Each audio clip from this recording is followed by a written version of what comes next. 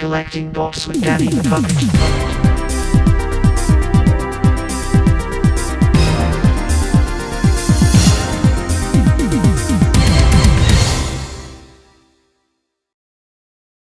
Hi, Danny the Puppet here, and welcome back to Collecting Bots. It's good to be back in Wisconsin. If you saw my last couple videos, I was down in Texas checking out some locations down there. Even went to Toys R Us. If you haven't seen it, go and look for the video.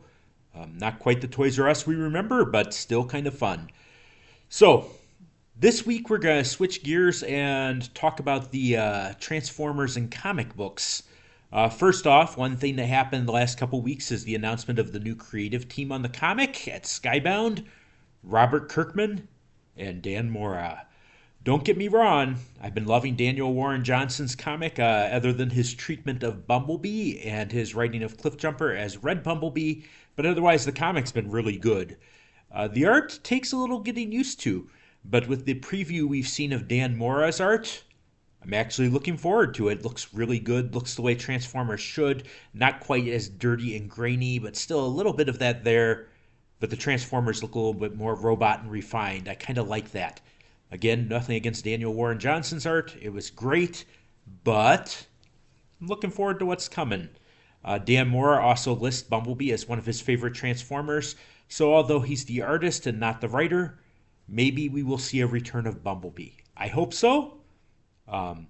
Looks like in this version, Transformers can be rebuilt using the Matrix, so hopefully Bumblebee's coming back. But that's not the main topic today. Today we want to talk about the new comic, Worst Bot Ever. It's a bit of a graphic novel, and it's definitely geared towards kids, but I found there's a lot in there for us older Transformer fans to like too. So let's get talking about Worst Bot Ever. The basic plot is focused on a Decepticon named Ballpoint, who turns into a pen. He's a bit delusional, brags a lot about how important he is, and he's often put down by the other Decepticons. He decides he's going to take on the Autobots himself and prove himself, and the story is about how that goes, and has a lot of character development for this little guy, Ballpoint. Let's talk a little bit about what it offers for us G1 fans. There's lots of nice nods to Generation 1. Good choice of Decepticons. As you can see, there's lots of nice Decepticons that show up there, the typical ones you'd expect. I found that Gnaw the Sharkticon was a bit of an odd choice, but otherwise, straightforward Generation 1, Season 1 Decepticons. The Autobots was also an interesting choice of what they gave. The very classic Generation 1 Autobots you'd expect, but they get a lot of screen time, if you will, in this comic, and let's talk about Sideswipe and Sunstreaker a bit, because I really love how they played on them. And here, they usually aren't characters that get a lot of development, but they had some fun with this. There's lots of nice jokes there for Generation 1, making fun of some of the funny quips, making fun of the popular songs by Stan Bush. Happy birthday, Stan Bush, by the way. And lots of fun had throughout. It was really a fun comic. The art style's a little different.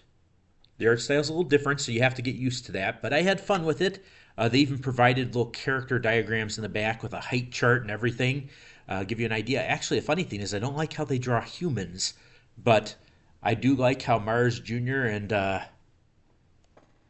and Brian Smith put this whole thing together. It's really well done. In the back, you get some nice bonus material with the character designs.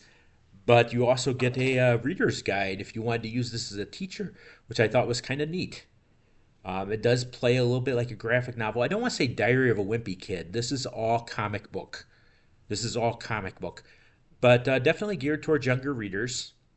Like I said, lots of good jokes, playing on the Rumble and Frenzy thing, playing on Sideswipe and Sunstreaker being brothers, playing on characters like Brawn and Jazz and their interactions with each other. It was really fun. It's about $12.99 to get this comic, so it's a bit pricey. It's not just a $4 or $5 throwaway issue, but if you can get a hold of Worst Bot Ever and you're a Transformers fan, I strongly recommend it. If you're looking for a more humorous take on Transformers than the very serious Energon Universe take that we've gotten so far, it's definitely the way to go. I also hope it's a sign of things to come from Skybound. They haven't done a lot with Transformers outside of the Transformers comic itself, but I wouldn't mind some one-shots, some side stories, some things that aren't necessary in continuity, and certainly some humor like Worst Spot Ever offers. So if you haven't picked out Worst Spot Ever yet, please do so. I strongly recommend it. It's a nice one-off thing. You don't have to invest in reading months and months of comics. Just one issue. And will we see the return of Ballpoint? Will there be a sequel to Worst Spot Ever?